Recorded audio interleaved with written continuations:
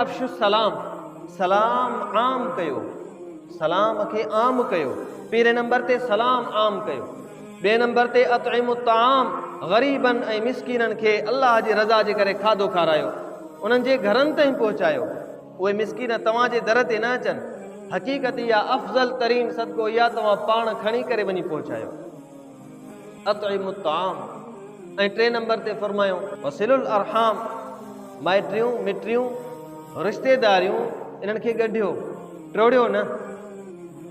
दुनिया जे थोड़े कंहिं मक़सद जे करे तव्हां रिश्तेदारियूं कटे छॾियो। फरमायो वसिलुल अरहाम।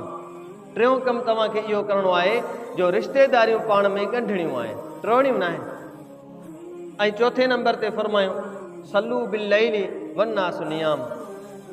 ओ राति जे उन पहर में उथी निमाज़ पढ़ जंहिं पहर में सॼी दुनिया जा इंसान राति जे वक़्त में सुतल आहिनि, उन वक़्त में तूं साम्हूं हुजी, तुंहिंजे रब जी रहमत साम्हूं हुजी। सल्लू बिल्लैल, राति जो निमाज़ूं पढ़ो, वन्नासु नियाम, माण्हू सुता पिया हुजनि, आराम में हुजनि, माण्हू सभु को पंहिंजे ख़्वाबनि में गुम आहे, लेकिन तव्हां पंहिंजे रब जे साम्हूं रहमतुनि में गुम हुजो। फरमायो तदखुलुल जन्नत बिस्सलाम। जॾहिं महशर जो मैदान थींदो, क़यामत जो ॾींहुं थींदो, हद खां वधीक इंसान परेशान हूंदा, उन वक़्त में तव्हां 4 अमल करे महशर जे मैदान में पहुता आहियो।